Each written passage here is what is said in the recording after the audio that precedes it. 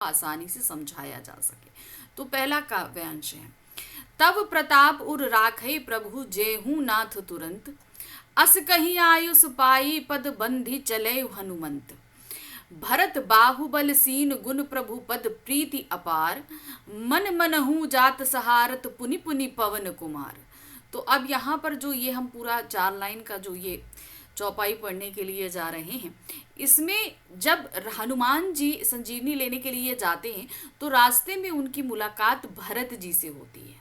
ठीक है, तो ये उसी का वर्णन है। क्या कहते हैं, तब प्रताप उर राखै प्रभु जेहू नाथ तुरंत। अब हनुमान जी कहते हैं भरत से कि हम आपके प्रताप को अपने हृदय में रख कर और तुरंत जाते हैं। तुरंत जा रहे हैं कहाँ पर, संजीवनी लेने के लिए। अस कहीं आयुष पाई पद बंधि चले हनुमंत। और इस प्रकार कहकर भरत जी के पैरों को छूकर उनका आशीर्वाद लेकर हनुमंत यानी कि हनुमान जी चल देते हैं। भरत बाहुबल सील गुण।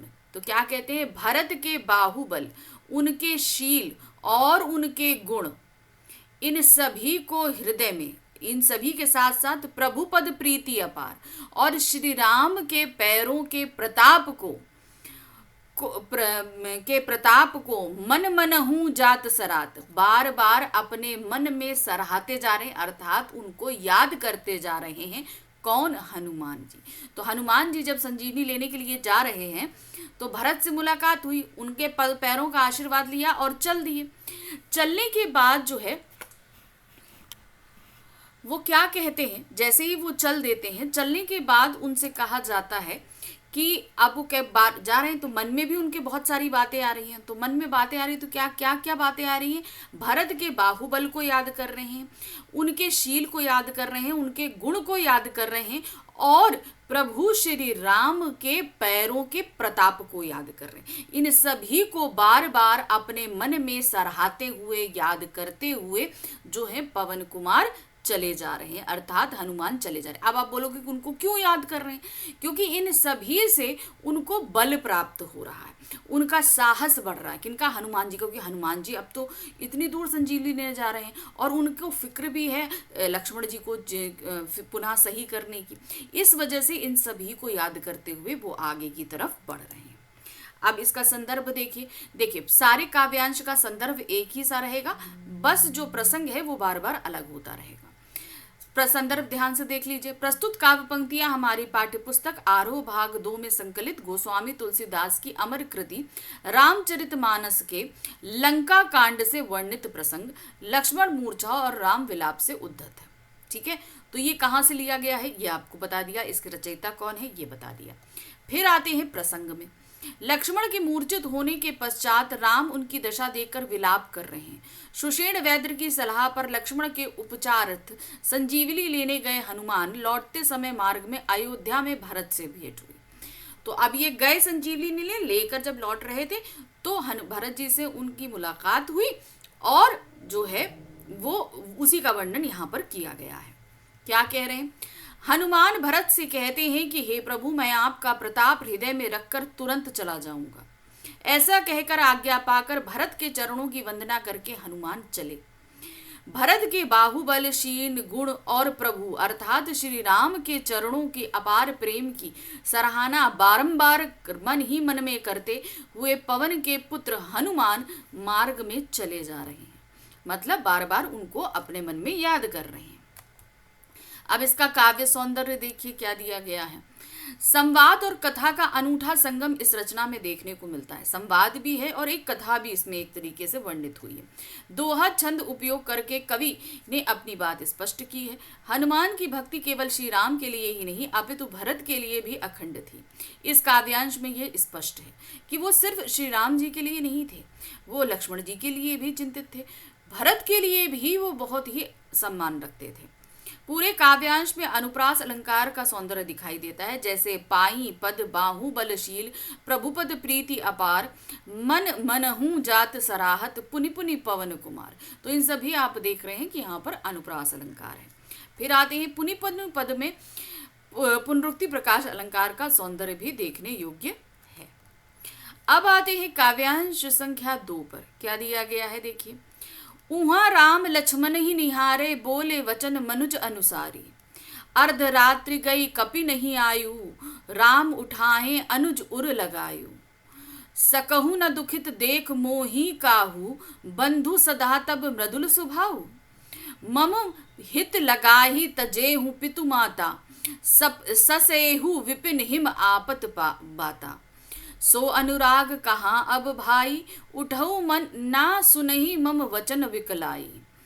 सो जनते हूँ वन बंधु बिछेहु, पितु वचन मन तेहु नाही ओहु। तो अब यहाँ पर देखिए क्या कह रहे हैं दूसरे काव्यांश में। पहली लाइन देखिए, उहाँ राम लक्ष्मण निहारी, बोले वचन मनुज अनुसारी। अब हनुमान जी तो संजीवनी लेने गए, लेकिन इधर जहां पर लक्ष्मण जी मूर्छित पड़े हैं और राम जी उनके पास हैं, वहां पर उहाँ राम यानी कि वहां जहां लक्ष्मण जी, राम लक्ष्मण यानी कि लक्ष्मण को निहार रहे हैं। बोले वचन मनुज अनुसारी। अब वहां पर वो जो वचन बोल रहे हैं यानी कि जो बातें वो बोल रहे हैं वो एक मनुष्य के अनुसार बोलते हैं, क्योंकि देखिए हम सभी को पता है कि वो विष्णु के अवतार हैं, लेकिन यहाँ पर उनके मनुज रूप को दिखाया है कि किस तरीके से भाई से अलग होकर वो विलाप कर रहे हैं। तो क्या बोलते हैं, बोले वचन मनुज अनुसारी, यानी मनुष्य के अनुसार वो यहाँ पर विलाप करते हुए वचन को बोलते हैं। अर्ध रात्रि गई कपि नहीं आयु। क्या कहते हैं, आधी रात बीत गई। कपि अर्थात हनुमान के लिए बोल रहे, आधी रात बीत गई, कपि अर्थात हनुमान नहीं आए। राम उठाए अनुज और लगाए, ये कहकर वो लक्ष्मण को उठाते हैं और अपने हृदय से लगा लेते हैं, क्योंकि लक्ष्मण जी तो मूर्छित पड़े हुए हैं, तो उन्हें उनके सर को उठाते हैं और उन्हें अपने हृदय से लगाते हैं। सकहु न दुखित देख ही मोहि काहू, कि लक्ष्मण से कहते हैं तुम तो मुझे कभी दुखित ही नहीं देख सकते थे। बंधु सदा तब मृदुल स्वभाव, तुम्हारा स्वभाव तो हमेशा से ही बहुत ही मृदुल रहा है, अर्थात मीठा रहा है। मम हित लागे तजेहु पितु माता, तुम्हारा मेरे प्रति इतना ज्यादा लगाव था कि तुमने मेरे लिए अपने माता पिता का त्याग कर दिया है ना। मम हित लागे यानी कि मेरे से इतना लगाव था, तजेहु पितु माता, तुमने माता पिता का त्याग कर दिया।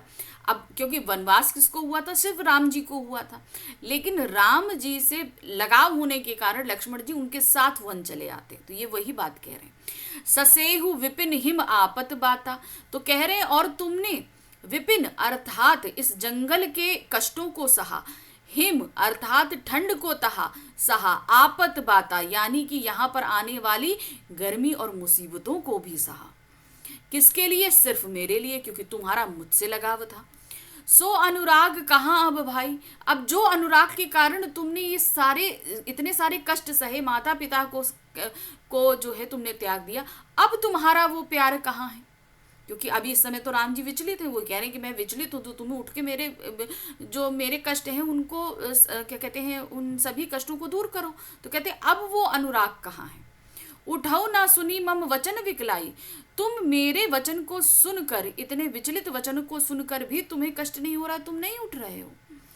जो जनते हूँ वन बंधु बिछो, अगर मैं जानता कि इस वन में आने से मुझे मेरा भाई बिछड़ जाएगा, पितु वचन मन तेहु नाही ओहु, तो मैं पिता के वचनों को कभी नहीं मानता। अब देखिए यहाँ पर राम जी मर्यादा पुरुषोत्तम राम कहे जाते हैं, यानी कि वो पिता के सभी वचनों को मानने वाले हैं, लेकिन यहाँ पर वो एक मनुष्य की भांति विलाप कर रहे हैं। इसलिए वो क्या कह रहे हैं कि मैं पिता के वचन को भी नहीं मानता।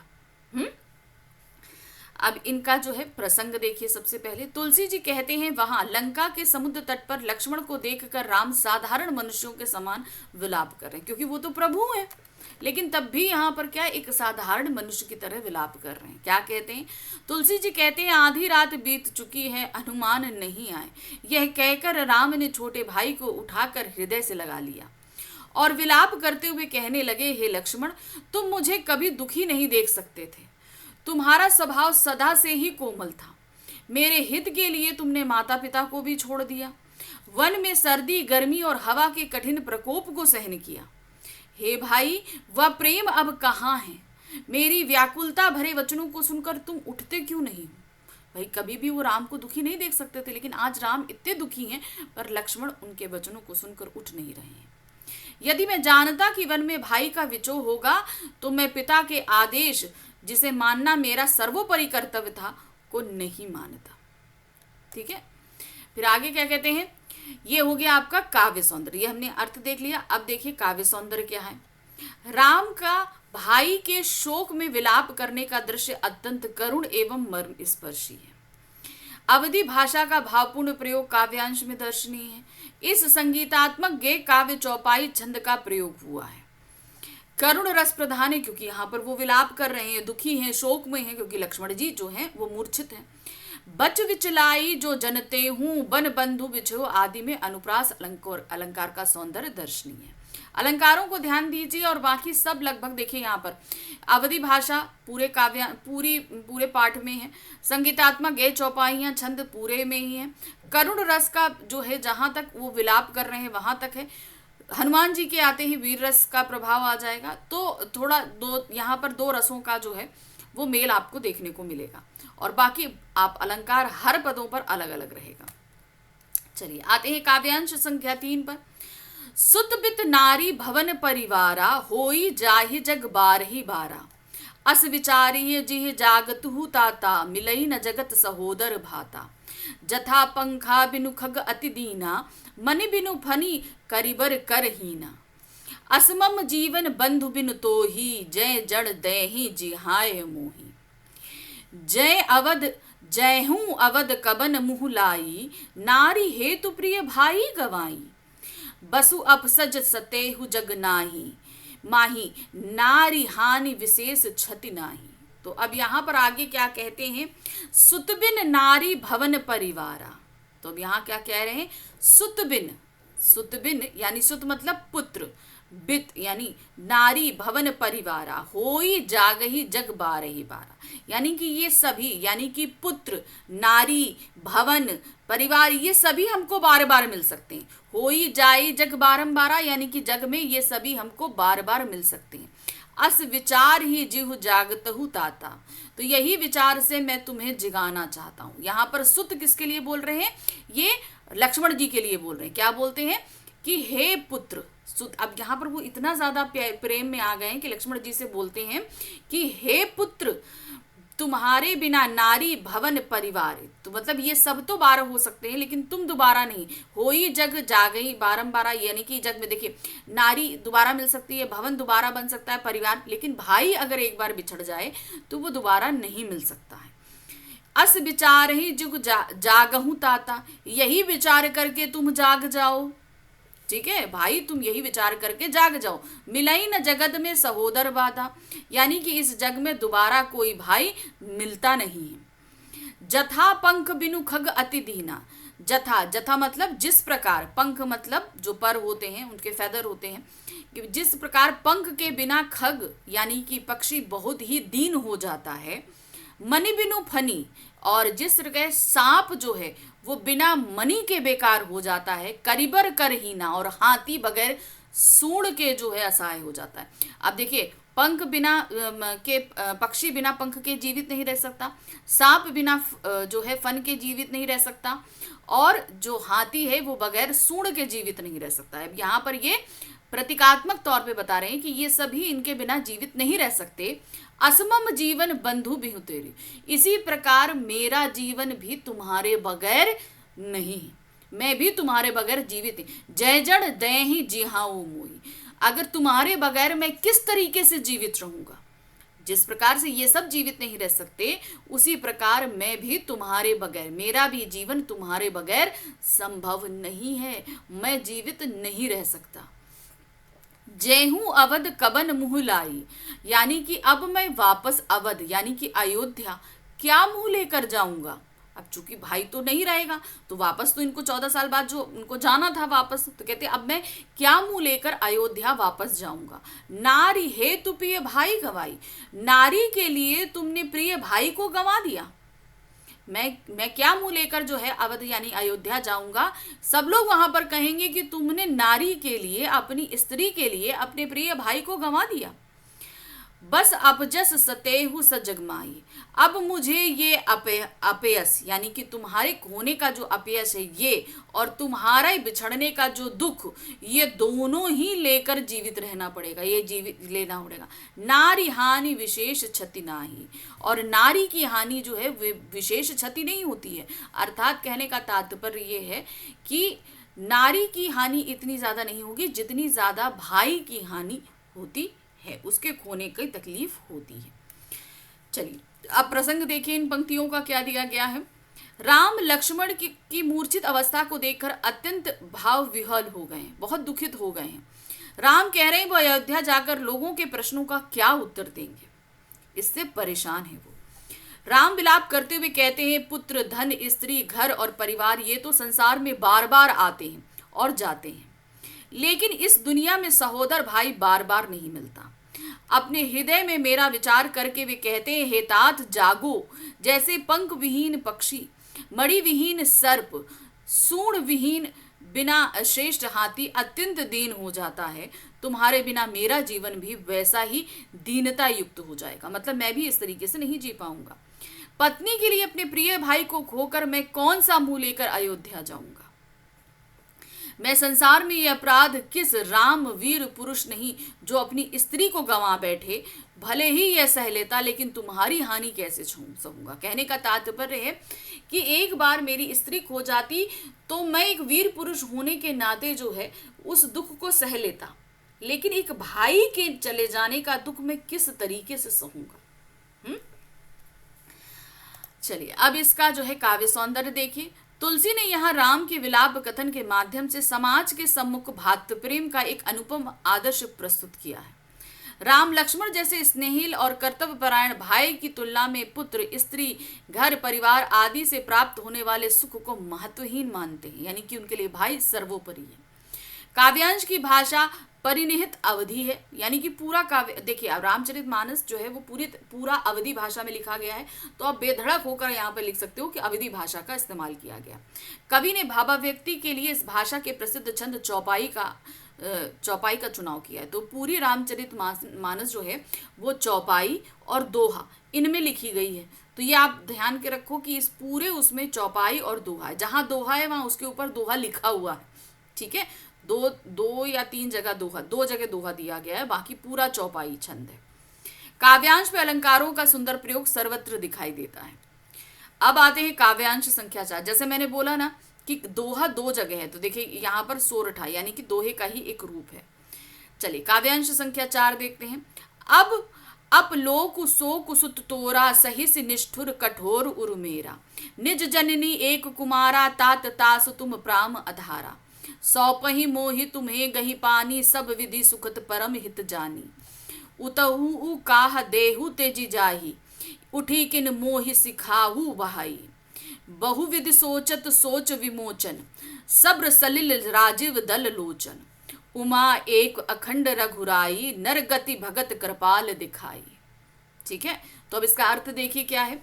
अब लोकु शोक सुत तोरा, तो यानी कि क्या कह रहे हैं, हे पुत्र। सुत मतलब क्या हुआ, पुत्र। लक्ष्मण जी को अब यहाँ पर वो अपने पुत्र की भांति संबोधित करते हुए कह रहे हैं, हे पुत्र, अब इस पूरे लोक में मुझे जो है तुम्हारे दुख को सहन करना पड़ेगा। अब चूंकि उनको ये लग रहा है कि अब लक्ष्मण जी चले गए हैं, तो वो कह रहे हैं अब अपलोक शोक सुत तोरा, यानी कि अब तुम्हारा शोक, तुम्हारे जाने का जो शोक है वो मुझे सहना पड़ेगा। सहेसी निष्ठुर कठोर उर मेरा, यानी कि सहेस यानी कि सहेगा मेरा निष्ठुर कठोर हृदय, यानी कि तुम्हारे जाने का जो दुख है, हे पुत्र, लक्ष्मण जी से बोलते हैं कि हे पुत्र, तुम्हारे जाने का जो दुख है अब ये मेरा निष्ठुर हृदय इसको सहेगा। निज जननी एक कुमारा, तुम अपनी माता के एक कुमार हो। तो ध्यान रखिएगा यहाँ पर राम लक्ष्मण भरत शत्रुघ्न, ठीक है ना, 4 भाई हैं। तो इसमें जो है लक्ष्मण जी अपनी माता के एक ही पुत्र हैं। तो निज जननी एक कुमारा, यानी कि तुम अपनी माता के एक ही कुमार हो। तात तास तुम प्राण आधार, और तुम ही उनके प्राणों के आधार हो। भाई माँ के लिए तो उसके बच्चे बहुत प्रिय होते हैं, तो वही कहा कि वो तुम उनके प्राणों के एक ही आधार हो। सौंपहि मोहि तुम्हें गही पानी, सब विधि सुखद परम हित जानी। उन्होंने क्या किया, उन्होंने मुझे तुमको सौंप दिया। क्यों? क्योंकि वो जानते थी कि तुम्हारा सारा हित मेरे साथ है, यानी कि मेरे साथ तुम्हारा हित सोचकर उन्होंने अपने प्राणों के आधार अर्थात तुम्हें मुझे सौंप दिया था। उतरहु कहा देहूं ते ही जाही, अब मैं वापस जाकर उन्हें क्या उत्तर दूंगा, यानी उतरहु काहू दे ही जाही ते ही जाही, यानी कि जब मैं वापस जाऊंगा अयोध्या तो मैं उन्हें जाकर क्या उत्तर दूंगा। उठे किन मोही सिखाओ भाई, अब क्या कह रहे लक्ष्मण से कि तुम उठो और मुझे सिखाओ कि मैं क्या उत्तर दूंगा उनको। बहुविधि सोचत सोच विमोचन, राम जी जो हैं बहुत विधि से सोच रहे हैं, इधर उधर ना जाने कितनी कितनी बातें वो लक्ष्मण के चले जाने से उनके दिमाग में चल रही है और हर विधि से उस चीजों को सोच रहे हैं। सब्र सलिल राजीव जल लोचन, तो क्या कह रहे हैं, यही सोचकर उनके कमल के समान नयनों में पानी आ जाता है, अर्थात आंसू आ जाते हैं। उमा एक अखंड रघुराई, अब ये सारी चीजें जो है, अब ये हम सभी को पता है कि ये पूरी कथा जो है वो शिवजी पार्वती जी को सुना रहे हैं, है ना। तो इस पूरे प्रसंग के सबसे पहले दृष्टा वही हैं, यानी कि सबको देखने वाले सुनने वाले सबसे पहले दृष्टा सिर्फ शिवजी और पार्वती जी हैं। तो वही कह रहे उमा एक अखंड रघुराई। अब यहाँ पर जो है शिवजी कहते हैं पार्वती जी से कि जो रघुवर हैं अर्थात जो श्री राम हैं वो नरगति भगत कृपाल दिखाई।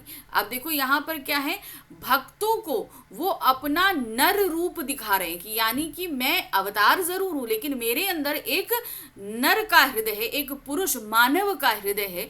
ये अपनी कृपा इस तरीके से दिखा रहे हैं सभी को। अब आ जाता है सोरठा। सोरठे में क्या दिया है, प्रभु प्रलाप सुनि कानन बिकल भय बानर निकर, आई गऊ हनुमान जिमी करुणा मुँह वीर रस। तो अब क्या कह रहे हैं, राम जी को इस तरीके से विलाप करता हुआ देखकर, अब राम जी तो बहुत, अब उनकी आंखों में आंसू तक आ गए हैं, वो इतने इतने तरीके से बातों को बोल रहे हैं। तो कह रहे हैं प्रभु प्रलाप सुनी, यानी कि प्रभु यानी कि श्री राम के प्रलाप यानी कि उनके दुख भरे वचनों को सुनकर कान विकल भय बानर निकर, यानी कि वहां पर उपस्थित जितने वानर जितने भालू जितने भी थे वो सभी विकल हो गए कि एक भाई राम जी के भरोसे वो इतनी बड़ी सेना लेकर सब लोग निकले थे, सब लोग राम जी को देख के हिम्मत बंधी हुई थी, लेकिन राम जी को इस तरीके से टूटता हुआ देखकर सभी बहुत ही ज्यादा विकल हो जाते हैं, बहुत ही ज्यादा दुखित हो जाते हैं और राम जी को रोता देखकर वो सभी रोने लगते हैं। आई गए हनुमान जिमी करुणा मुँह वीर रस, और बस इसी समय जो है हनुमान जी जो है वो संजीवनी लेकर प्रकट होता जाते हैं, मानो करुणा रस में वीर रस का उद्गम हो गया। अब करुणा रस क्यों है, क्योंकि वहां पर सभी रो रहे हैं तो इसलिए वहां पर करुणा रस है। अब हनुमान जी पूरा पूरा पूरा पर्वत लेकर आ गए तो क्या हो गया, उनका वीर रस, जैसे लग रहा करुणा रस में वीर रस का प्रवेश हो गया हो। अब प्रसंग देखिए क्या है, लक्ष्मण की मूर्छा से व्याकुल मसाए होकर राम विलाप करते हैं, रो ही रहे हैं, उस तरीके से तरह तरह से चीजों को सोच रहे हैं। राम कहते हैं हे पुत्र, यहाँ लक्ष्मण को पुत्र कहने से राम का वात्सल्य भाव झलकता है कि वो सिर्फ उसे भाई नहीं अपने बेटे के समान प्रेम करते थे। अब तो मेरा निष्ठुर एवं कठोर हृदय ये अपयश और तुम्हारा शोक दोनों ही सहन करेगा। हे तात, तुम अपने माता के एक ही पुत्र और उनके प्राणों के आधार हो। यह सब प्रकार से सुख देने वाला और परम हितकारी जानकर उन्होंने तुम्हारा हाथ पकड़कर मुझे सौंपा था कि तुम्हारा हित मेरे साथ है, यह चीज सोचकर उन्होंने तुम्हारा हाथ मुझे सौंप दिया था। और अब मैं वापस जाकर उन्हें क्या उत्तर दूंगा। भाई तुम उठकर मुझे सिखाते अर्थात समझाते क्यों नहीं हो। इस प्रकार चिंता मुक्त रहने वाले राम के मन में अनेक प्रकार से विचार आ रहे हैं।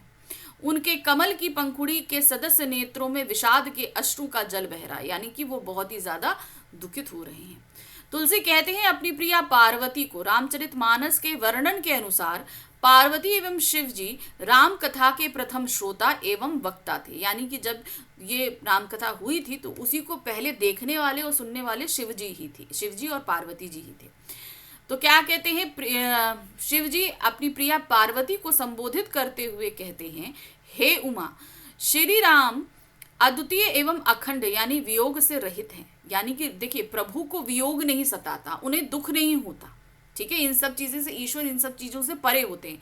मगर भक्तों की कृपा करने के उद्देश्य से भगवान राम ने लीला करके शोक तंतप्त संतप्त मनुष्य की दशा दिखलाई है। कहने का तात्पर्य है कि वो एक प्रभु अवतार है, उन्हें शोक नहीं होना चाहिए, उन्हें तकलीफ नहीं होनी चाहिए, लेकिन वहां पर ये पूरी तरीके से शोकग्रस्त है।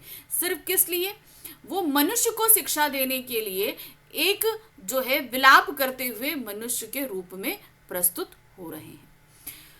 तुलसी जी कहती हैं, प्रभु अर्थात राम के करुण विलाप को सुनकर वानरों के समूह व्याकुल हो गए। इतने में हनुमान का आगमन हुआ।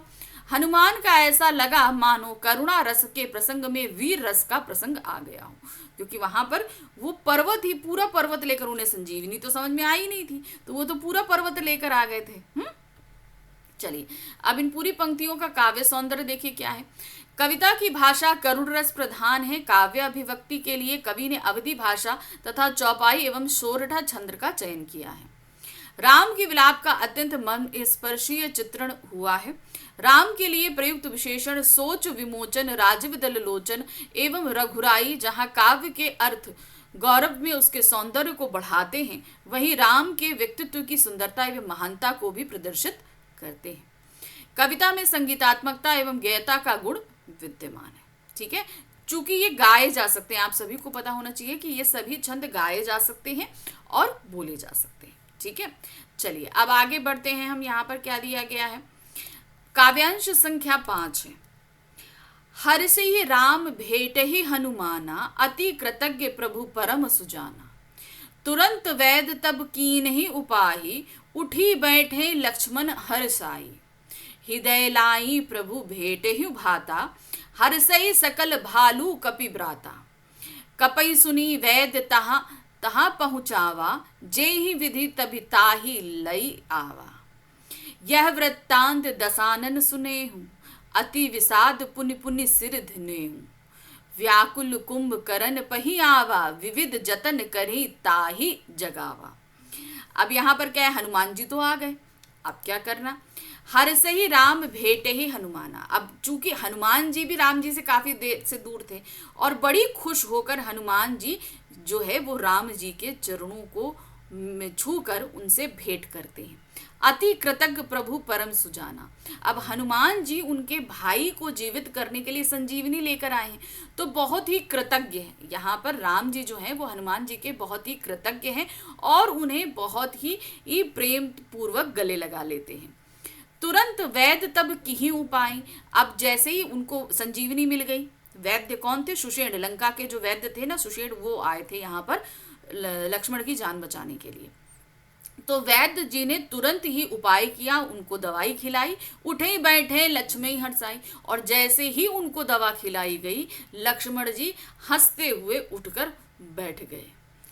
हृदय लाई प्रभु भेट ही भाता, और लक्ष्मण को उठा देखकर श्री राम जी ने उन्हें तुरंत गले से लगा लिया, और इस तरीके से राम जी और लक्ष्मण जी का मिलन हुआ। हर से ही सकल भालू का प्रभाता, और इस तरीके से राम जी और लक्ष्मण जी का मिलन देखकर, उन दोनों को इतना खुश देखकर, जितने भी वानर थे, भालू थे, पूरी संपूर्ण सेना थी, सभी बहुत खुश हो जाते हैं। कपि पुनि वैद्य तहां पहुंचाए, और तुरंत ही क्या हुआ? हनुमान जी ने उन्हें वहां पहुंचा दिया, वैद्य जी को वहां पहुंचा दिया जहां से लेकर आए थे। कहां से लेकर आए थे? लंका से लेकर आए थे, तो उनको तुरंत ही वहां पर पहुंचा दिया। जे ही विधि तबही ताही लावा, जिस विधि से वो लेकर आए थे, जिस प्रकार लेकर आए थे, उसी प्रकार उन्हें वहां पर वापस पहुंचा दिया। सुषेण जी को एक तरीके से अपहरण करके वो लंका से लेकर आए थे, लेकिन यहाँ पर वापस उनको ले जाकर वो लंका पर उन्हें छोड़ देते हैं। यह वृत्तांत दसानन सुनेहु, ये सारा वृत्तांत अर्थात लक्ष्मण जी के ठीक हो जाने का वृत्तांत रावण ने जब सुना, अति विषाद पुनि पुनि सर धनेहु, उसको इस चीज में बहुत ही ज्यादा दुख हुआ और वो अपने सिर को धुनने लगा, अर्थात वो अब क्या करे वो ये सोचने लगा। व्याकुल कुंभकर्ण पही आवा, बहुत ही ज्यादा विचलित होकर अब वो अपने छोटे भाई कुंभकर्ण के पास आता है। विविध जतन करी जाता ही जगावा। और बहुत ही ज्यादा विधि मतलब जतन करके उसने कुंभकर्ण को जगाया। अब कुंभकर्ण क्या थे, 6 महीने सोते थे और 6 महीने जागते थे। अब इस बीच अगर उनको उठाया जाए तो आसान नहीं था। तो 6 महीने की अवधि पूर्ण होने से पहले ही उनको उठाने का कार्य बहुत ही मुश्किल था। तो बहुत ही ज्यादा जतन किए गए और फिर जो है रावण ने कुंभकर्ण को उठाया। चलिए अब इसका प्रसंग देखिए और उसके बाद इसकी व्याख्या। रामचरितमानस में उद्धत इस काव्यांश में संजीवनी लेकर लौटे हनुमान ने राम से मिलने, लक्ष्मण से पुनः स्वस्थ होने और इस समाचार से रावण के दल में उत्पन्न विषाद और रावण एवं कुंभकर्ण के बीच हुए वार्तालाप का वर्णन है। ठीक है, अब जो उठा तो दिया है, वार्तालाप अभी हम आगे काव्यांश में देखेंगे। व्याख्या देखिए, तुलसीदास कहते हैं श्री राम हर्षित होकर हनुमान से गले मिले। प्रभु परम सुजान यानी कि चतुर एवं अत्यंत कृतज्ञ हैं, यानी कि वो बहुत ही कृतज्ञ हैं किससे, हनुमान जी से, क्योंकि वो संजीवनी लेकर आए हैं। तब वैद्य ने तुरंत उपाय किया जिससे लक्ष्मण हर्षित होकर उठ बैठे। राम ने भाई को गले लगा लिया। भालू और वानरों के समूह सब हर्षित हो गए। हनुमान ने वैद्य को पुनः उसी प्रकार लंका पहुंचा दिया जिस प्रकार उसे लेकर आए थे। लक्ष्मण के स्वस्थ होने का समाचार जब रावण ने सुना तो वह चिंता से व्याकुल होकर अपना सिर पीटने लगा, अर्थात अत्यंत दुखी हुआ।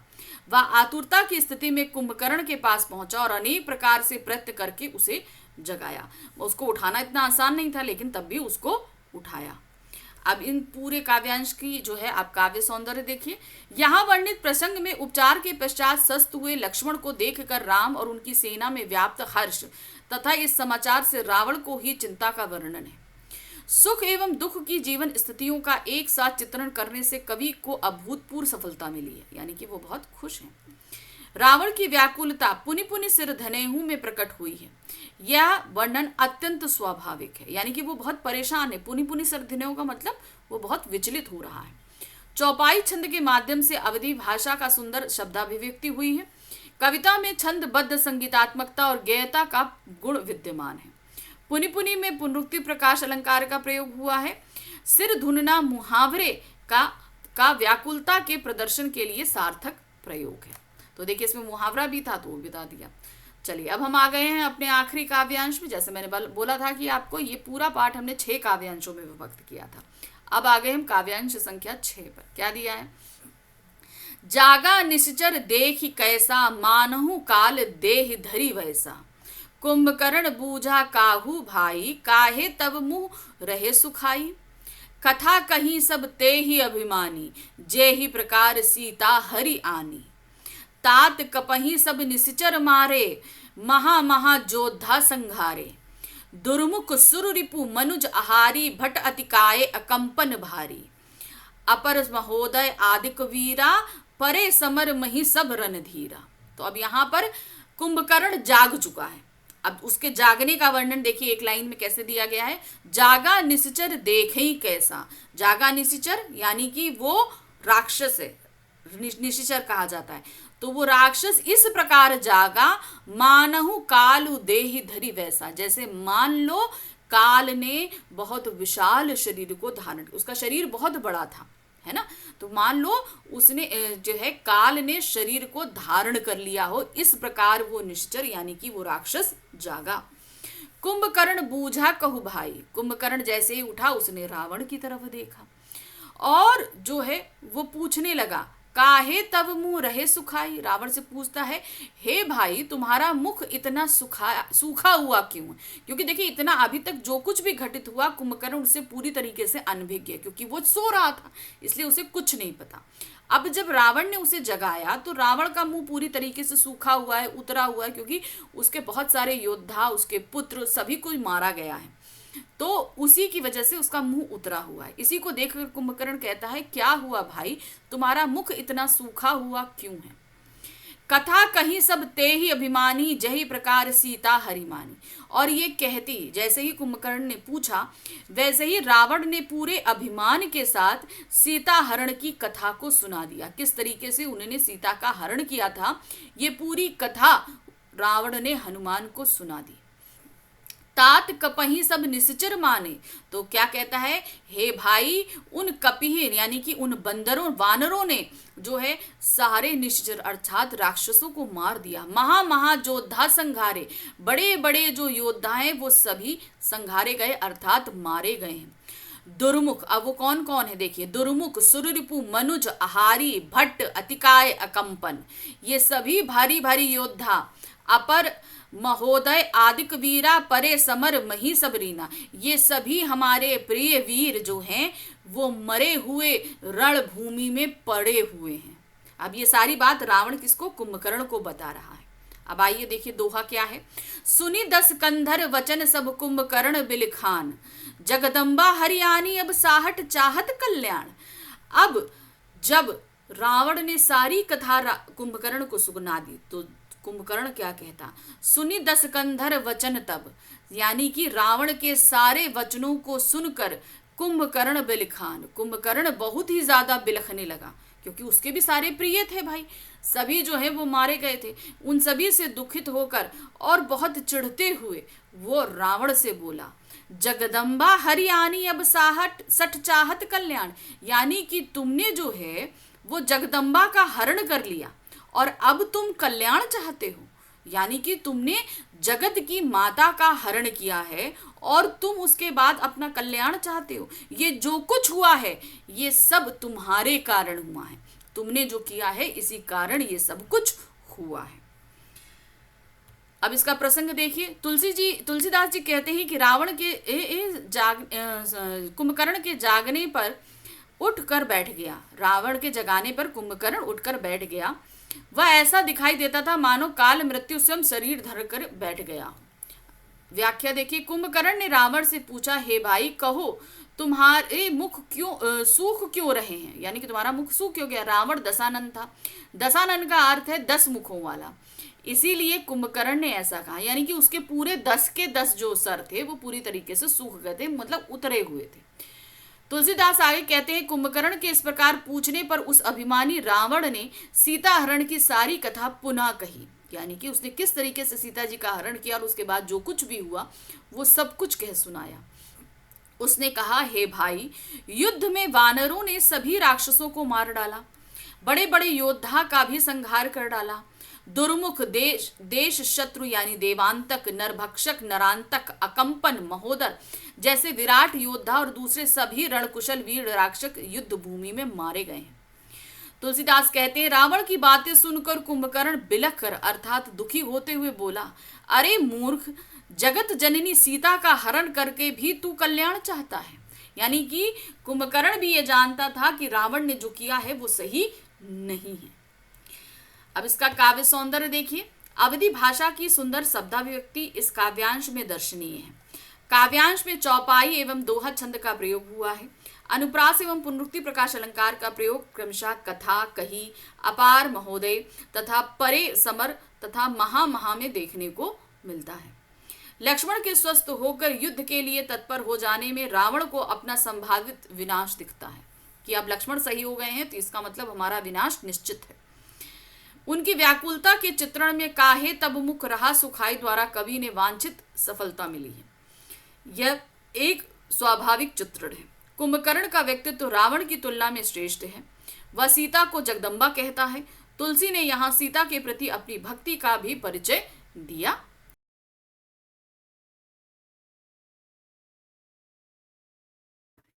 तो चलिए शुरू करें। सबसे पहला हमारे पास में आ रहा है, देखिए काव्यांश।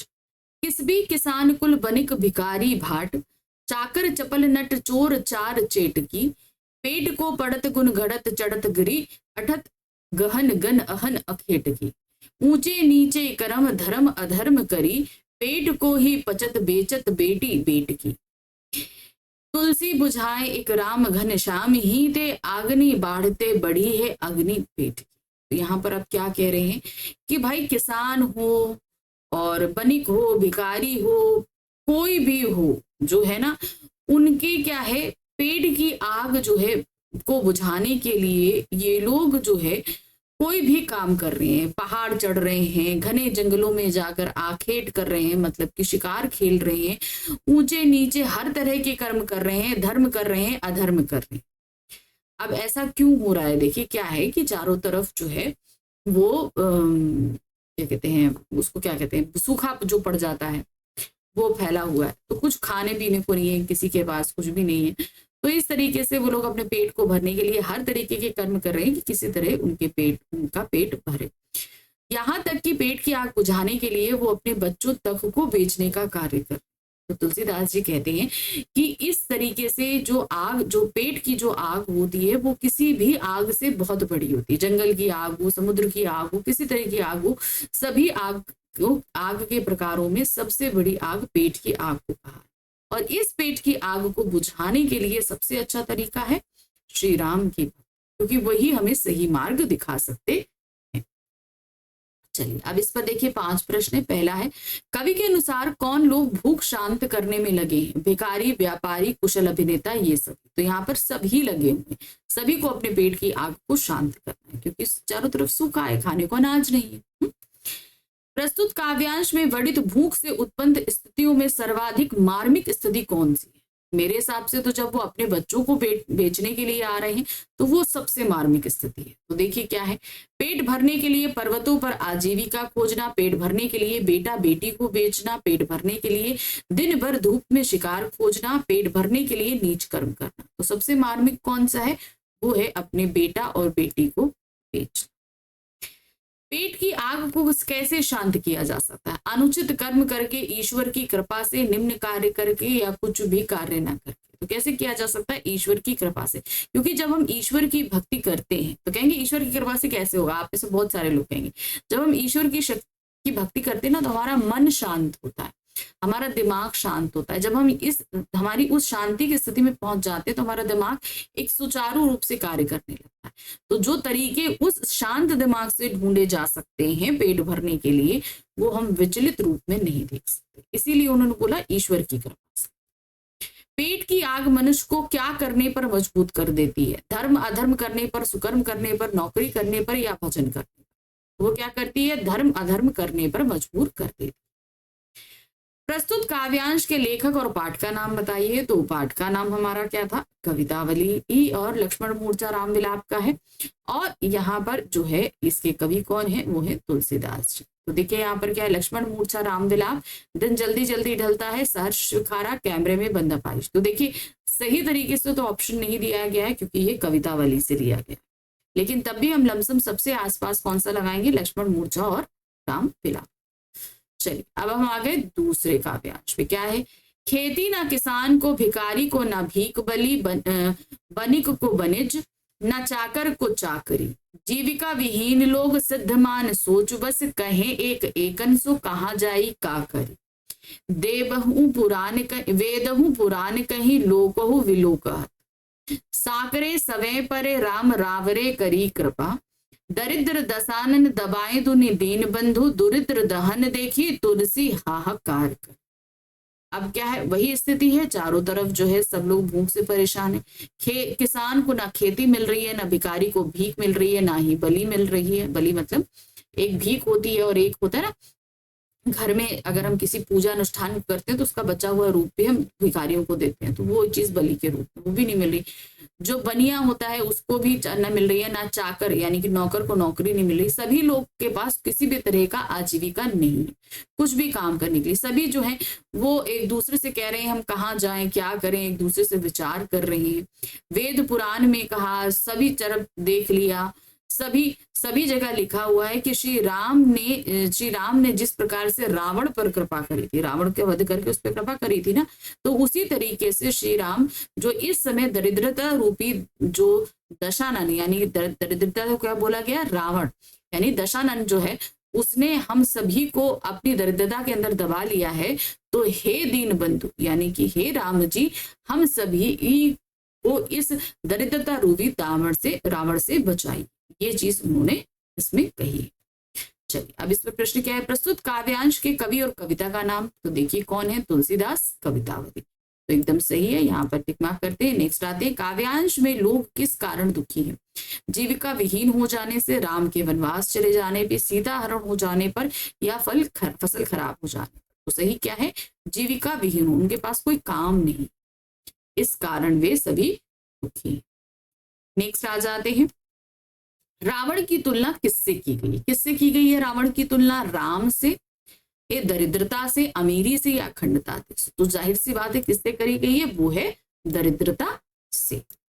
नेक्स्ट आते हैं, निम्नलिखित में से किसके द्वारा इस संकटपूर्ण स्थिति से उभरा जा सकता है? कौन सा है वो? कवि द्वारा, दान दक्षिणा द्वारा, नए व्यापार द्वारा, या राम भक्ति द्वारा? तो किससे की सकता है? राम भक्ति जी के द्वारा उभरा जा सकता है। नेक्स्ट आते हैं, किस वर्ग के लोगों की आर्थिक स्थिति अत्यंत शोचनीय अवस्था में? भिक्षु, किसान, व्यापारी, या सभी? तो वहां पर जितने भी ये सभी की स्थिति, चाहे भिखारी हो, नौकर हो, व्यापारी हो, किसान हो, सभी की स्थिति जो है वो शोचनीय है। अब आगे हम काव्यांश संख्या 3। यहाँ क्या दिया गया है? धूर्त कहो, अवधूर्त कहो, राजपुतुहु कहो, जोलाहा कहो को, काहू की बेटी सो बेटा न ब्याहब, काहू की जाति बिगाड़ ना सो, तुलसी सरनाम गुलामू है राम को, जाको रुचे सो कहे कछु आओ, मांगिन के खैबो मसीद में सोईबो, लेब को एक ना देव को दो। तो यहाँ पर क्या कह रहे हैं? ये भी कविता वाली से लिया गया है। अब मुझे धूर्त कहो यानी दुष्ट कहो, अवधूर्त यानी सन्यासी कहो, राजपूत कहो या जुलाहा कहो, क्योंकि कहते हैं कि भाई तुलसीदास जी का जन्म राजपूतों में हुआ था, लेकिन उनको पाला किसने था? जुलाहों ने। तो इसलिए कहा कि यार तो तुम मुझे राजपूत कह लो या जुलाहा कहो, तुम मुझे कुछ भी कह लो, मैं अब मुझे कोई अपनी बेटी से किसी के बेटे को ब्याहना नहीं, अपने बेटे से किसी को बेटी को ब्याहना नहीं, ना ही मुझे किसी की बेटी की जाति को बिगाड़ना है। तुलसीदास जो है वो सरनाम गुलाम राम को, यानी कि वो किसके हैं? राम के गुलाम है। जाके रुचे सोए कहे कुछ हो, यानी कि मैं उन्हीं की भक्ति में हूं, मैं उनका ही गुलाम, वो जो कहते हैं मैं वो करता हूं, मैं मांग के खाता हूं, मस्जिद में सोता हूं, मुझे किसी से न लेना न मुझे किसी से देना। तो इस दोहे के माध्यम से उन्होंने हमें चौपाई के माध्यम से क्या बताने की कोशिश करी है? उस समय किस तरीके से समाज में ऊंच नीच जात पात जो है वो व्याप्त था, ये चीज बताइए। अब इसमें प्रश्न क्या है? प्रस्तुत काव्यांश का केंद्रीय विषय क्या है? राम भक्ति का प्रचार करना, सामाजिक व्यवस्था के पोषकों पर व्यंग करना, जाति पाति का समर्थन करना, समाज विहीन राष्ट्र की कल्पना करना। तो उस समय तत्कालीन सामाजिक परिस्थितियों के जो पोषक थे उन पर एक तरीके से व्यंग करना है, हम कहेंगे सामाजिक व्यवस्था के पोषकों पर व्यंग करना। नेक्स्ट आते हैं, काव्यांश के अनुसार तुलसीदास किसके गुलाम है? अपने माता पिता, सामाजिक बंधनों, श्री राम या जाति व्यवस्था के? तो किसके हैं? वो श्री राम जी के गुलाम। तुलसीदास किसी से संबंध रखकर क्या नहीं बिगाड़ना चाहते? उसकी जाति को नहीं बिगाड़ना चाहते, अपना स्वाभिमान, दूसरों का आत्मविश्वास, दूसरे की जाति या अपनी जाति। तो क्या नहीं बिगाड़ना चाहते? वो है दूसरे की जाति को बिगाड़ना नहीं चाहते। नेक्स्ट आते हैं, तुलसीदास को परंपरावादी एवं रूढ़िग्रस्त समाज में रहते हुए भी उनसे मुक्त और बेफिक्र कौन बनाता है? अब वो ऐसी परिस्थिति में रह रहे हैं जहां पर चारों तरफ समाज में जात पात, ऊंच नीच, परंपराएं, ये सारी चीजें, लेकिन उसके बावजूद वो बेफिक्र है। क्या चीज है ऐसी? उनका अभिमान, भक्ति के बल पे उपजी दृढ़ता, राम के प्रति अनास्था या समाज के बंधन। तो सही क्या है? भक्ति के बल पर उपजी दृढ़ता, यानी कि भक्ति के बल पे उनके अंदर जो शक्ति आई है उससे वो अपने विचारों पर कायम। लैब को रखू न देव को दो, यानी कि किसी से लेना एक नहीं, देना दो नहीं। पंक्ति का आश्रय क्या? किसी से दो लेना नहीं, एक देना नहीं। स्वार्थ की पूर्ति के लिए संबंध रखना, किसी पर निर्भर ना रहना, भविष्य हेतु चिंतित होना। तो सही क्या है यहाँ पर? नंबर 1, किसी से दो लेना नहीं, किसी को एक देना। चलिए अब हम आगे काव्यांश संख्या 4 पे। यहाँ पर देखिए क्या है, ये हमारी लक्ष्मण मूर्छा राम विलाप से लिया गया है। क्या है? अर्धरात्रि गई कपि नहीं आऊं, राम उठाए अनुज उर लगाए, सकहु न दुखित देखी मोहि काऊ, बंधनु सदा तब मृदुल सुभाव, मम हित लागई तजेहु पितु माता, ससेहु विपिन हिम आपत बाता, सो अनुराग कहा अब भाई, उठे न सुनी मम वचन विकलाई, जय जनतेहु बन बंधु बिचेहु पितु वचन मन तेहु नाहि। सुत बिन नारी भवन परिवारा होई जागी जग बारहम बारा। अस विचारे जिहे जागतहु ताता मिले न जगत में सहोदर भाता। जथा पंख बिनु वो खग अति दीना मनि बिनु फरी करिबन कर हीना। असमम जीवन बंधु बिनु तो ही जय जड़ देहु जीवाहे मुँह। तो अब क्या है, यहाँ पर लक्ष्मण जी मूर्छित पड़े हुए हैं, हनुमान जी संजीवनी लेने गए हुए हैं, मगर इतने में भी राम जी बहुत ज्यादा विचलित हो रहे हैं और ये विचार करके वो आधी रात में भी जो है लक्ष्मण के सिरहाने बैठे हुए। अब ये विचार करते हुए इतना विचलित होते हुए, क्योंकि उन्होंने बोला था कि जो वैद्यराज थे उन्होंने सीधे सीधे ये चीज बोला था, सुषेण वैद्य आए थे उन्हें देखने के लिए, उन्होंने सीधे बोला था कि सूर्योदय से पहले अगर इन्हें बूटी नहीं मिली तो ये सदा के लिए मृत्यु को प्राप्त हो जाएंगे। तो इससे बहुत विचलित है। आधी रात बीत गई, अभी तक हनुमान जी नहीं आए, तो क्या कह रहे हैं, अर्धरात्रि गई कपि नहीं आई, यानी कि आधी रात बीत गई और अभी तक कपि अर्थात बंदर यानी कि हनुमान जी नहीं आए। राम उठाए अनुज उर लगाए, यानी कि राम जी ने लक्ष्मण जी को उठाया और अपने हृदय से लगाया। सकहु न दुखित देखू मुह कोई बंधु सदा तब मृदुल स्वभाव। तो क्या कह रहे हैं कि भाई तुम बड़े ही मृदुल स्वभाव के थे अनुज, यानी कि लक्ष्मण जी, तुम मुझे कभी दुखी नहीं देख सकते थे। ममहित लागे तजेहु पितु माता, मेरे से तुम्हारा इतना प्रिय था कि तुमने उसके लिए अपने माता पिता का त्याग कर दिया। ससेहु विपिन हिम आपत पाता, और तुमने इस विपिन अर्थात जंगल के गर्मी सर्दी और इतने कठिन वातावरण को सहन किया, किस लिए, क्योंकि तुम्हारा मुझसे बहुत स्नेह था। सो अनुराग कहाँ अब भाई, अब वो प्यार कहाँ है। उठे ना सुनी मम वचन विकलाई, तुम मेरे इतने विचलित वचनों को सुनकर भी तुम क्यों नहीं उठ रहे हो। जय जनते हूं वन बंधु बिछे हूं, अगर मैं जानता कि इस जंगल में मेरा भाई मुझसे बिछड़ जाएगा, पितु वचन मनते हूं नाही, यानी कि अगर मैं जानता कि इस जंगल में मेरा भाई मुझसे बिछड़ जाएगा तो मैं अपने पिता के वचनों को कभी नहीं मानता, क्योंकि वो पिता के वचन को पालन करने के लिए उन्होंने 14 वर्ष का वनवास लिया था। तो वही वो कहते कि मैं जो है आता ही नहीं। सुत बिन नारी भवन परिवाना, तो क्या कह रहे हैं, बच्चा, सुत मतलब पुत्र, नारी भवन परिवार, होई जग जाही बारंबार, यानी कि जग में ये सब मुझे बार बार मिल सकते हैं। अस विचारे जे जागहूं ताता मिलई न जगत में सहोदर बागा, मगर कहते ये विचार करके ही तुम कम से कम जाग जाओ, क्योंकि तुम्हारे जैसा भ्राता जो है मुझे इस जीवन में दोबारा नहीं मिल सकता। मेरी स्थिति उसी तरीके से, क्या कहते हैं, जथा पंख बिनु खग अति दीना, जिस तरीके से बिना पंख के कोई पक्षी बहुत ही दीनहीन हो जाता है, बिना क्या मणि बिनु फनी करिबर कर कीना, बिना मणि के जिस प्रकार से सर्प बहुत ही असमर्थ हो जाता है, बिना सूण के हाथी बहुत असमर्थ हो जाता है, असमन जीवन बंधु बिन तो ही जय जड़ देहु जिहाऊं। तो क्या कह रहे हैं, उसी प्रकार से मेरी भी स्थिति भी तुम्हारे बगैर वैसी ही होती है, तो अब तो तुम उठ जाओ, ये चीज वो कह रहे हैं। अब इस पर प्रश्न क्या है, देखिए, राम लक्ष्मण के किस स्वभाव का स्मरण कर रहे हैं, भातृ प्रेम, कोमलता, प्रेममय हृदय का, या सेवा भाव का। तो क्या, कोमल हृदय का, क्योंकि कोमल हृदय था तभी वो राम जी के इतने विचलित रूप को कभी भी सहन न कर पाते। राम के अनुसार लक्ष्मण ने उनके हित के लिए क्या क्या सहन किया। जंगल में भूख प्यास कमजोरी, जंगल में सीता हरण युद्ध शक्ति, जंगल में जाड़ा ताप आंधी तूफान, जंगल में कांटे जंगली जानवर या कीट पतंगे। तो क्या था वो, जंगल में जाड़ा ताप और आंधी तूफान। काव्यांश में किस क्षति को राम ने बड़ी क्षति माना है, भार्या का खो जाना, तात का खो जाना, भ्राता का खो जाना, या कपि का ना आना। तो सबसे बड़ी क्षति क्या है, भ्राता का खो जाना अर्थात भाई का खो जाना। लक्ष्मण की अनुपस्थिति में राम को अपना जीवन कैसा प्रतीत हो रहा है, निरर्थक, अपमानित, लाचार या कठोर। तो सही क्या है, निरर्थक सा प्रतीत हो रहा।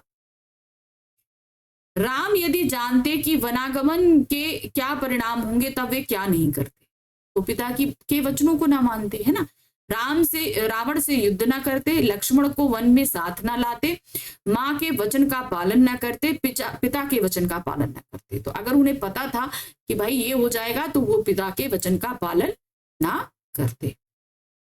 5वां काव्यांश देखिए क्या है, जथा पंख बिनु खग अति दीना, मणि बिनु फनी ही करिबर करहीना। असमम जीवन बंधु बिनु तोही, मैं जय जड़ देह जियाओ मोही। जय अवध कबन मुँह लाई, नारी हेतु पिय भाई कमाई। बसहु अपसज सतेहु जग जानी, नारी हानि विशेष क्षति नाहि।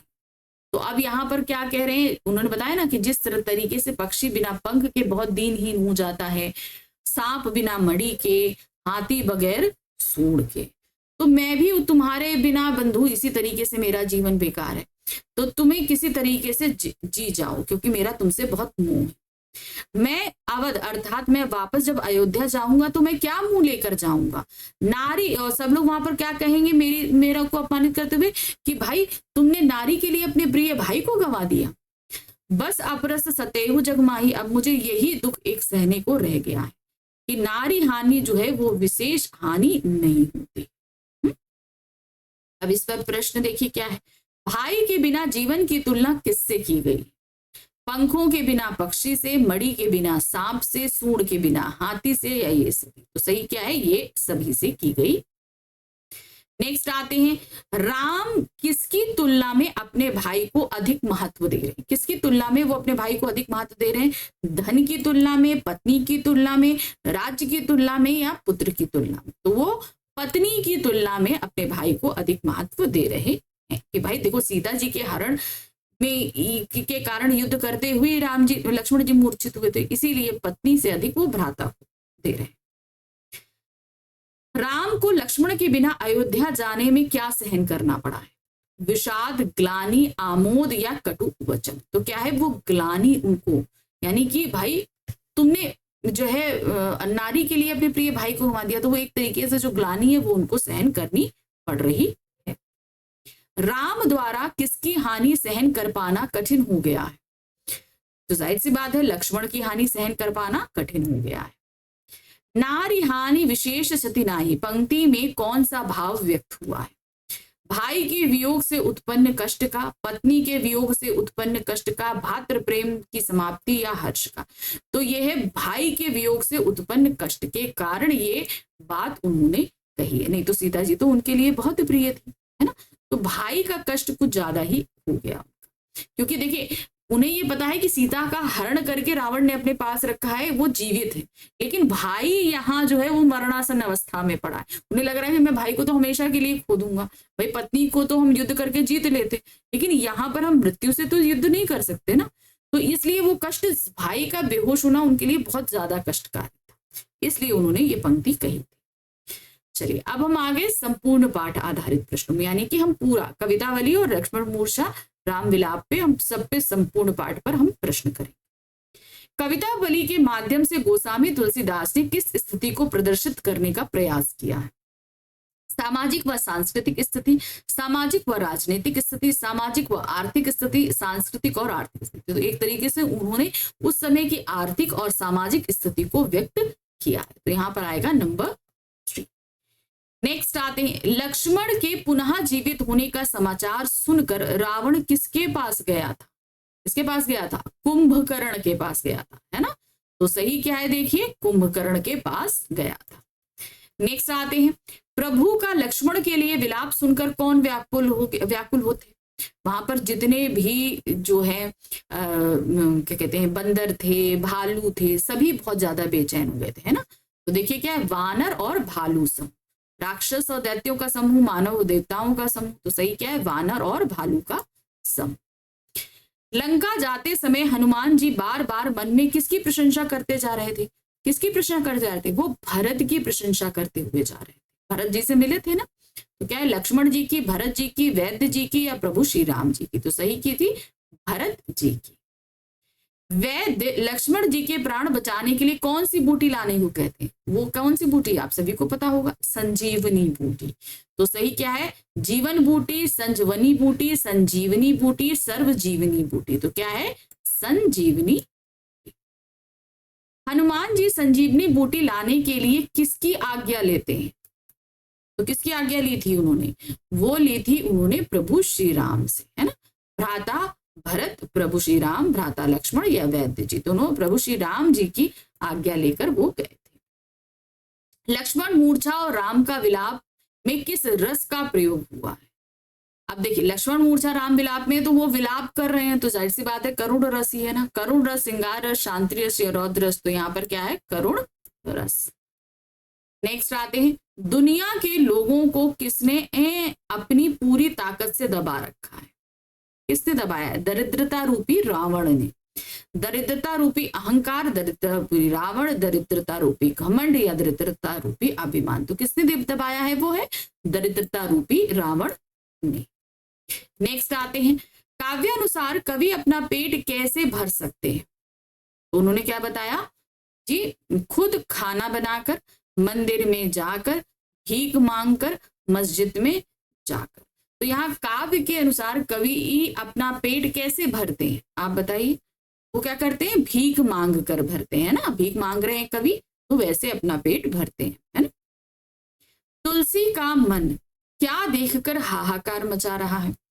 पाप की ज्वाला में जलती दुनिया को देखकर, दुख में डूबी दुनिया को देखकर, गरीबे में डूबी दुनिया को देखकर, या उपरोक्त सभी। तो क्या है? पाप की ज्वाला में जलती दुनिया को देखकर उनका मन बहुत ज्यादा।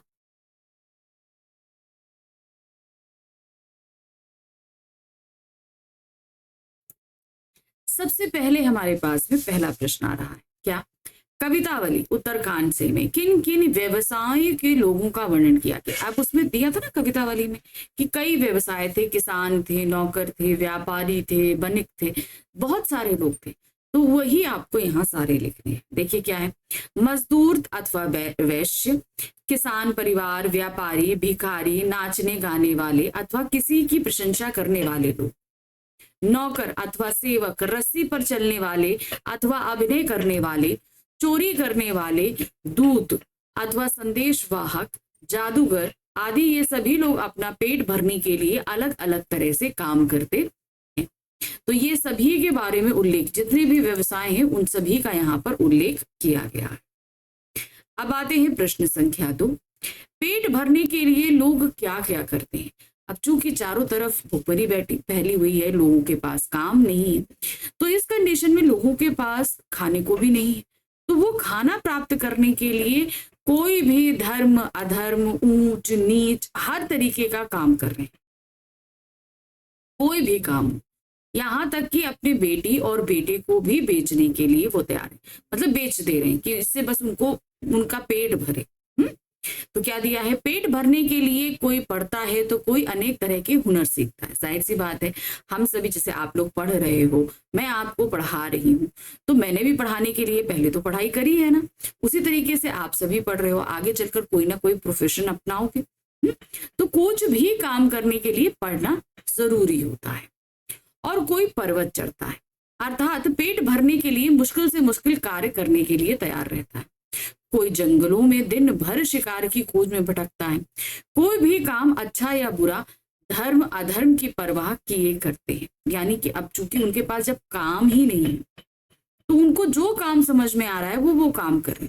यहाँ तक कि ये लोग अपने पेट की आग बुझाने के लिए बेटे और बेटी तक को बेच देने के लिए मजबूर है। अब जब कोई काम ही नहीं है तो भाई भूख तो नहीं रुक सकती ना, इंसान भूख नहीं। अब उसको जो जरिए समझ में आते हैं वो उन जरियों से अपने लिए खाना कमाता है। नेक्स्ट क्वेश्चन है, तुलसीदास जी के अनुसार पेट की आग को कौन बुझा सकता है? तो उन्होंने क्या बताया? राम नाम का जाप करने से तुलसी जो है पेट की आग को बुझाया जा सकता है। ये चीज उन्होंने दोहे में बोली थी। देखिए, तुलसीदास जी के अनुसार पेट की आग को केवल श्री राम रूपी बादल ही बुझा सकते हैं, अर्थात श्री राम की कृपा दृष्टि से ही लोगों के दुख दूर हो सकते हैं। क्योंकि मनुष्य के पेट की आग समुद्र की आग से भी भयानक होती है। जाहिर, समुद्र की आग क्या है, उसकी एक लिमिटेशन है, वो उस लिमिट तक तो चलेगी और फिर बुझ जाएगी। लेकिन पेट की आग जो है उसकी कोई लिमिट नहीं है, जब तक उसको कुछ खाना नहीं मिलता वो बुझ नहीं सकती। अकाल की स्थिति में क्या कठिनाइयां आ रही हैं? अब जो अकाल पड़ा है उस स्थिति में क्या परेशानियां हो रही हैं? देखिए क्या है, समय पर बारिश ना होने के कारण अकाल पड़ा।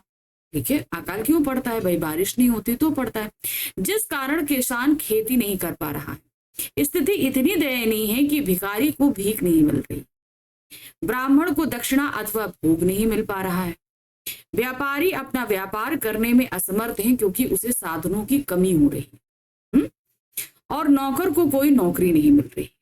बेरोजगारी के कारण बेरोजगार यानी आजीविका रहित लोग दुखी हैं और बस सोच में पड़े हैं कि एक दूसरे से पूछ रहे हैं कि अब कहाँ जाएं और क्या करें। अकाल पड़ा है, खेतों में अनाज नहीं है, काम करने के लिए काम नहीं है, तो अब वो स्थिति ऐसी है कि उससे निकल पाना भी बहुत मुश्किल हो रहा है।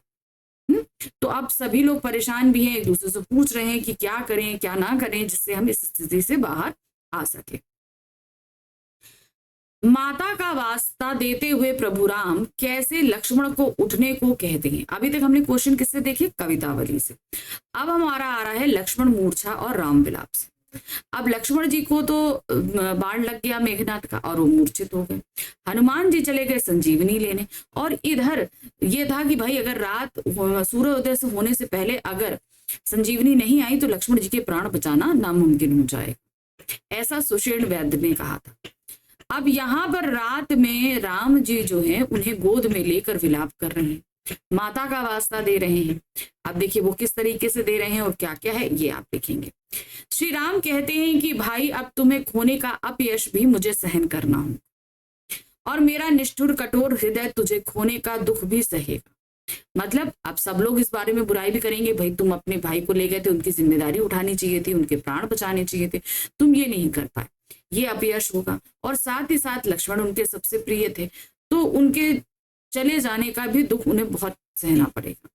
तुम अपनी माँ के एकमात्र संतान, उनके जीने का एकमात्र सहारा भी तुम ही हो। श्री राम कहते हैं तुम्हारी माता ने तुम्हारा हाथ पकड़कर तुम्हें मुझे सौंपा था। सब प्रकार से सुख देने वाला तथा परम हितकारी जानकर ही उन्होंने ऐसा किया था। भाई माता ने जो इनको दिया था हाथ सिर्फ इसीलिए दिया था कि भाई वो हमेशा संभाल कर रखेंगे और राम के साथ रह के उनका हमेशा भला होगा। अब मैं तुम्हारी माता को क्या उत्तर दूंगा? हे भाई तुम एक बार उठकर मुझे यह सब सिखा दो कि मैं किस तरीके से सबका अपयश सहूंगा, कैसे तुम्हारा दुख सहूंगा, माँ को क्या उत्तर दूंगा, ये सब तुम एक बार उठ जाओ और बता दो कि कैसे करूंगा, अथवा बता दो। सभी के दुखों का नाश करने वाले श्री राम बहुत प्रकार से विचार कर रहे हैं और उनके कमल की पंखुड़ी के समान नेत्रों से आंसू बह रहे। अब वो अपने आंसुओं को रोक नहीं पा रहे। अब माना कि वो भगवान है, लेकिन वो इस समय मानव अवतार में और वो मानव की ही लीलाएं कर रही हैं, यानी कि एक मानव को कैसा दुख होता है, किस तरीके से तकलीफ होती है, ये चीज बयां कर रहे हैं।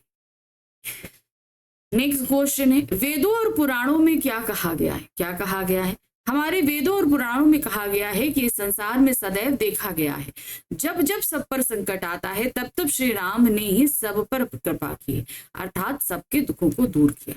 तो तुलसीदास जी ने कहा है कि भाई वेदों पुराणों में भी लिखा है कि आप पर जब भी तकलीफ आएगी आप श्री राम को याद करिए, वो आपके सारे दुखों का नाश करेंगे। हनुमान जी कब और किसकी प्रशंसा किए जा रहे हैं? हनुमान जी गए थे संजीवनी लेने, रास्ते में उनको मिले भरत जी।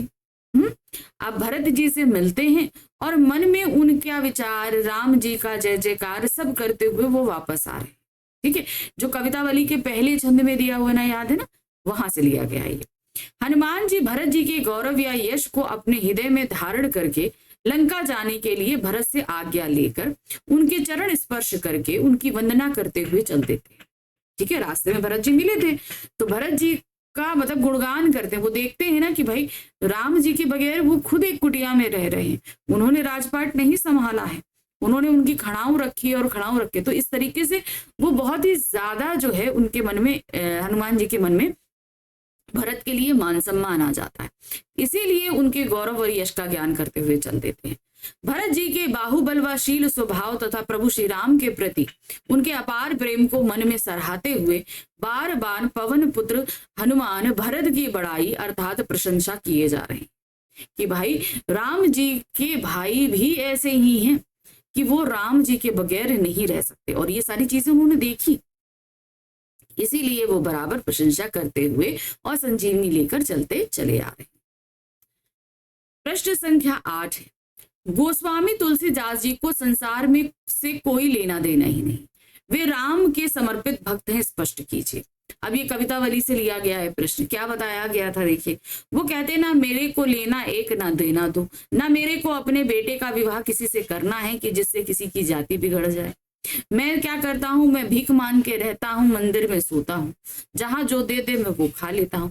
इस तरीके से वो कह रहे हैं कि भाई मैं तो इस संसार में एक संत की भांति रह रहा हूँ। तो यही चीज उन्होंने कहा कि इस संसार के लोगों से मुझे लेना देना नहीं है। गोस्वामी तुलसीदास जी कहते हैं कि समाज उन्हें बुरा व्यक्ति कहे या सज्जन, राजपूत कहे या करघे पर कपड़ा बुनने वाला शिल्पकार यानी कि जुलाहा, वे उन्हें जो चाहे कहें या समझे, उन्हें किसी से कोई फर्क नहीं पड़ता। ठीक है ना, कुछ भी कहिए। कहते हैं ना कि भाई उनको जुलाहों ने पाला था, लेकिन कहते हैं उनका जन्म राजपूत में हुआ था, तो राजपूत कहिए या जुलाहा कहिए, इससे उन्हें कोई फर्क नहीं पड़ता। उन्हें किसी की बेटी से अपने बेटे की शादी नहीं करनी। अब करनी हो तो कहते हैं ना कि दूसरे की बेटी लेकर आए तो किसी का धर्म बिगाड़ दे, तो मेरे पास भी अपने बेटे बेटी का शादी भी मुझे नहीं करनी है। और ना ही उन्हें किसी से रिश्ता बनाकर उसकी जाति को बिगाड़ना। यह तो सारे संसार में प्रसिद्ध है कि वे श्री राम की भक्ति के गुलाम हैं, इसीलिए जिसे जो अच्छा लगता है वो कह सकता है। वे तो भिक्षा मांग कर ही खा सकते हैं, भाई वो भिक्षा मांग कर खाते हैं कि नहीं खाते हैं, और मस्जिद में भी सो सकते हैं। उन्हें समाज और लोग दोनों ही से कुछ लेना देना या मतलब नहीं। तुलसीदास जी का समाज से कोई संबंध नहीं, वे राम को समर्पित भक्त हैं। तो समझ में आया कि वो कह रहे हैं कि भाई हमें किसी से रिश्ता ही नहीं बनाना है। मैं एक अगर संत की भांति भिक्षा मांग कर रह रहा हूं, जहां जगह मिलती है वहां सो जाता हूं, मेरे जन्म को और पालन को लेकर लोगों के में बहुत मतभेद है, होने दो, मुझे किसी से कोई मतलब नहीं है। क्योंकि मैं अपने आराम से इस संसार में रहता हूं और खाता पीता। प्रश्न संख्या 9 है, कवितावली के आधार पर पुष्टि कीजिए कि तुलसी को अपने समय की आर्थिक सामाजिक समस्याओं की जानकारी थी। अब देखिए कवितावली में 2 ऐसे पद हैं जहां पर ये साफ तौर से पता चल रहा है कि वो उस समय की समस्याओं से अच्छी तरह वाकिफ थे। लोगों के लिए काम दे नहीं है, उनके पास खाने के लिए नहीं है, वो किस तरीके से उनके लिए वो खाना जुटा रहे हैं, बेटी बेटे को बेच रहे हैं, तो वो सारी सामाजिक परिस्थितियों से वो अच्छी तरह वाकिफ है। तुलसीदास मानवीय संवेदना के कवि हैं, उन्होंने युगीन चेतना का सुंदर समावेश काव्य में किया है। कवितावली में उद्धत पदों के अंतर्गत यह स्पष्ट हो जाता है कि तुलसी को अपने युग की समस्याओं की अच्छी समझ थी। वे संत होते हुए भी जनता की पीड़ा से वाकिफ थे। ठीक है ना, संत थे, वो भीख मांग के रह रहे थे, किसी से कोई धर्म उन्होंने नहीं अपनाया था, लेकिन लोग किस तरीके से तकलीफ में हैं ये उन्हें अच्छी तरीके से पता था। उन्हें समाज में व्याप्त गरीबी, बेकारी तथा भुखमरी का ज्ञान था। किसान, मजदूर, वणिक यानी बनिया इत्यादि वर्गों की जीविका के हास को कवि ने देखा कि किसी भी वर्ग को के पास कोई भी काम नहीं है। ये चीज लेकर भी वो चिंतित थे। इसमें भयंकर बेकारी व भूख का चित्रण सामने आया है।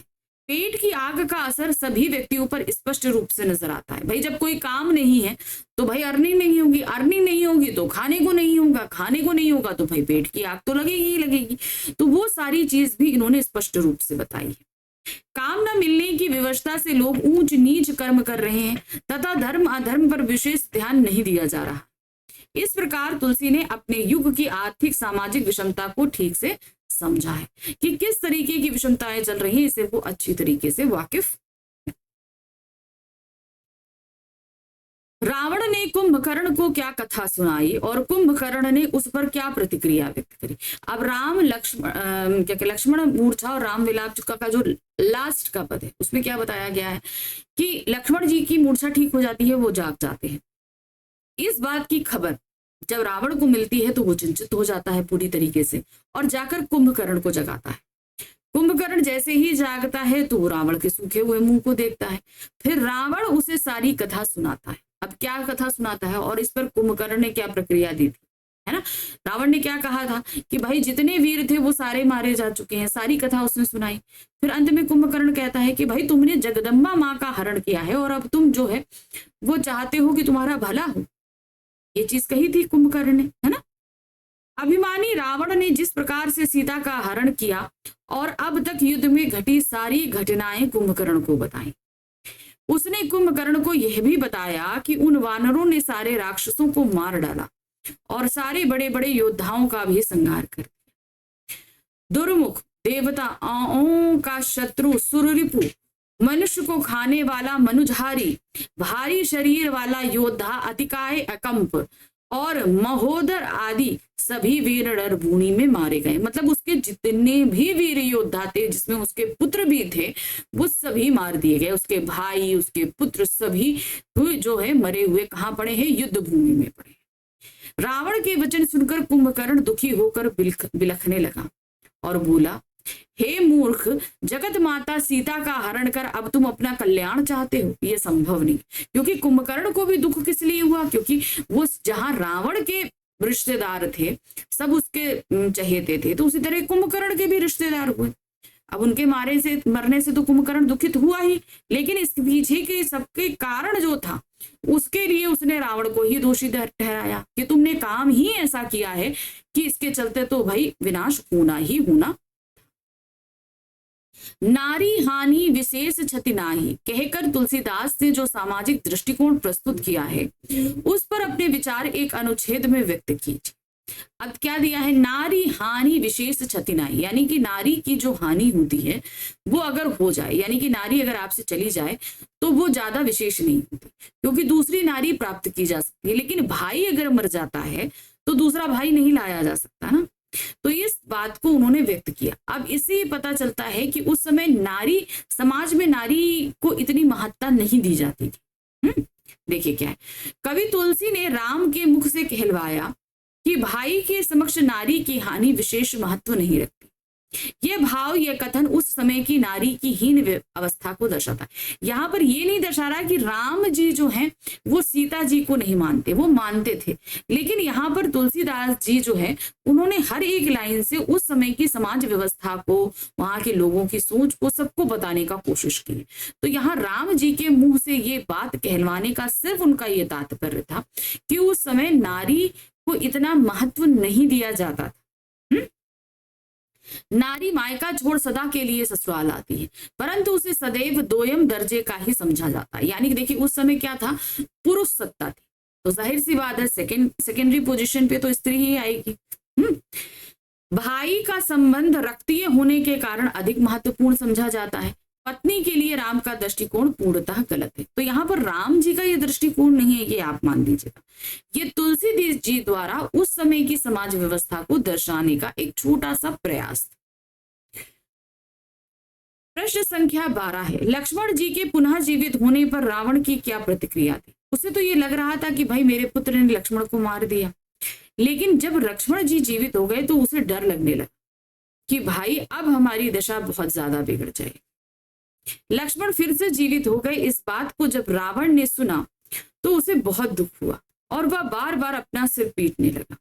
रावण अत्यंत परेशान होकर अपने छोटे भाई कुंभकर्ण के पास गया और उसे विभिन्न प्रकार से जगाने की कोशिश करी। अब जगाने की कोशिश क्यों? कि भाई कुंभकर्ण तो 6 महीने सोता, 6 महीने जागता था और 6 महीने सोता था। क्योंकि कुंभकर्ण 6 महीने सोता था और 6 महीने जागता था, और इस वक्त वह सोया हुआ था। अब 6 महीने जो सो रहा था तो उसको जगाना भी इतना आसान नहीं था। प्रश्न संख्या 13 है, स्त्री के प्रति तुलसी युग के दृष्टिकोण कैसा था? देखिए उस समय स्त्रियों को समाज में उतना मान सम्मान, उतना बराबरी का दर्जा प्राप्त नहीं था। अब तुलसी जी इस चीज को बताना चाहते थे, इसलिए उन्होंने कई तरीके से इसको वर्णित किया। तुलसी का युग स्त्रियों के लिए बहुत कष्टदायी था। लोग स्त्री की घोर अपमान करते थे, पैसों के लिए वे बेटी तक को बेच देते थे। इस काल में स्त्रियों का हर प्रकार से शोषण होता था। नारी के बारे में लोगों की धारणा संकुचित थी। नारी केवल भोग की वस्तु थी, इसी कारण उसकी दशा दयनीय थी। वह शोषण की चक्की में पिसती जा रही थी। अब देखिए ना कि नारी कोई ऐसा नहीं कि 1-2 दिन में वो किसी बंधन में आई या उसका मान सम्मान खोया, इसके लिए दशकों लगे, शतकों लगे। तो उसकी दशा बहुत दयनीय हुई, लेकिन अब उसकी स्थिति काफी हद तक सुधर चुकी है। लेकिन तुलसी जी के समय में उतनी अच्छी स्थिति नहीं थी। प्रश्न संख्या 14 है, देखिए क्या दिया गया है। हनुमान जी के लौटने और लक्ष्मण जी के उठने पर लंका के दृश्य को वर्णित कीजिए। देखिए जब हनुमान जी गए थे लक्ष्मण जी के लिए संजीवनी लेने, और सबको ये लग रहा था कि पता नहीं हनुमान जी ला पाएंगे कि नहीं ला पाएंगे। और जब तक वो नहीं आए थे तब तक सभी दुखी थे, क्योंकि राम भी रो रहे थे। राम को देखकर पूरी सेना रो रही थी, पूरी तरीके से करुणा का माहौल था। लेकिन जैसे ही लक्ष्मण संजीवनी लेकर आए, तुरंत सभी प्रसन्न हो गए। और चूंकि वो एक दो संजीवनी नहीं, पूरा पर्वत लेकर आए थे, तो इसलिए उनकी वीरता का भी प्रदर्शन हुआ कि एक रात के अंदर वो इतनी दूर गए और वहां से पूरी संजीवनी का जो पर्वत था उसी को उठा लाए। तो इस तरीके से वहां पर वीर रस हुआ और उनको आते देख सभी खुश हो गए, क्योंकि सुषेण वैद्य ने तुरंत ही उपचार किया, लक्ष्मण जी उठ बैठे। और इस तरीके से वहां पर सभी तरफ प्रशंसा ही प्रशंसा दौड़ गई थी। हनुमान जी के आने पर श्री राम जी ने बहुत खुश होकर हनुमान जी को गले लगा लिया। एक समझदार व्यक्ति की तरह प्रभु श्री राम हनुमान जी के कृतज्ञ हो गए। उसके बाद तुरंत ही वैद्य ने लक्ष्मण जी का उपचार किया और थोड़ी देर बाद लक्ष्मण जी उठकर बैठ गए और अत्यंत प्रसन्न हुए। प्रभु श्री राम ने अपने भाई को गले लगा लिया। सभी भालुओं और रावणों के समूह खुश हो गए, क्योंकि जो राम को देखकर जहां दुखी थे, रो रहे थे, वही आप भी राम को देखकर बहुत प्रसन्न भी थे। और फिर हनुमान जी ने पुनः वैद्य जी को वही पहुंचाया जिस प्रकार पहले उन्हें लाए थे। उन्हें लंका से ही लाए थे, सुषेण वैद्य लंका के वैद्य थे, वहां से लाए थे और ले जाकर फिर उन्हें वापस वहीं रख दिया। प्रश्न संख्या 15 है, शोकग्रस्त माहौल में हनुमान के अवतरण को करुण रस के बीच वीर रस का आविर्भाव क्यों कहा गया है? क्योंकि अभी जैसे मैंने बताया कि सभी बहुत दुखित थे, रो रहे थे, तो वो करुणा रस था, क्योंकि उन सभी को लग रहा था कि शायद लक्ष्मण अब हमको वापस नहीं मिल पाएंगे। राम रो रहे थे तो उनको देखकर सभी रो रहे थे। अब इतने में हनुमान जी आ जाते हैं। अब हनुमान जी जिस तरीके से प्रकट हुए, वो वहां पर उनकी वीरता का प्रदर्शन कर रहा था कि भाई एक रात में इतनी दूर से पूरी संजीवनी ले आना, वो भी पूरा पर्वत ले आना। तो उसको देखते ही सब प्रसन्न हो गए और उनकी वीरता की वाहवाही करने लगे। मेघनाथ के शक्तिशाली शक्तिवाण से मूर्छित लक्ष्मण का उपचार कठिन था। इसके लिए लंका के वैद्य सुषेण ने हिमालय में अवस्थित द्रोण पर्वत से संजीवनी बूटी लाने की बात कही। राम के निर्देश पर हनुमान संजीवनी बूटी लाने आकाश मार्ग से हिमालय की ओर चल पड़े। अर्धरात्रि तक हनुमान के नहीं लौटने पर राम अत्यंत दुखी हुए। आधी रात हो गई, नहीं लौटे, क्योंकि भाई सुषेण वैद्य ने कह दिया था कि सूर्योदय से पहले मिल जाए, नहीं तो भाई इनको बचाना मुश्किल हो जाएगा। तो अब जब आधी रात बीत गई तो राम जी बहुत ज्यादा दुखी हो गए। उन्हें भाई का विछोह संतप्त कर रहा था। शोक प्रशस्त राम जीवन के अतीत की घटनाओं पर विचार करते हुए विलाप कर रहे थे। वो पास्ट चीजें सारी याद कर रहे थे और रोते जा रहे थे। उनका विलाप उनकी सेना को दुखी कर रहा था। सभी लोग अत्यंत दुखी तथा शोकग्रस्त थे, सभी शोक में डूबे हुए। चारों ओर कड़ूर रस प्रवाह हो रहा था। उसी समय हनुमान दौर पर्वत के साथ लंका पहुंच गए। उनके पहुंचते ही रावण और भालुओं में हर्ष का संचार हो गया। सभी जो है बहुत ज्यादा खुश हो गए। हनुमान के इस कार्य से सेना में उत्साह तथा शक्ति का संचार हुआ। राम ने हनुमान को गले लगा लिया, तो इसीलिए वहां पर क्या हुआ था, वीर रस का प्रादुर्भाव हो गया। तो ये थे हमारे कवितावली और लक्ष्मण मूर्छा राम विलाप के प्रश्न। आई थिंक आपको अच्छे से समझ में आएगा। कुछ इसी तरीके से प्रश्न पूछे जाएंगे जो पाठ से संबंधित रहेंगे, ठीक है। तो इसी तरीके से आप अपनी तैयारी करिए। हम आगे आपके लिए और भी चैप्टर लेकर आ रहे हैं, तो वो भी धीरे धीरे आपको प्रिपेयर करेंगे। अगर आपको कोई भी डाउट है, कोई भी चीज पूछनी है, कुछ भी है या कहना है, आप कमेंट्स बॉक्स में मैसेज ड्रॉप कर सकते हैं। और साथ ही साथ तब तक फटाफट चैनल को लाइक, सब्सक्राइब, शेयर कीजिए और हम मिलते हैं अपने next chapter. Thank you for watching.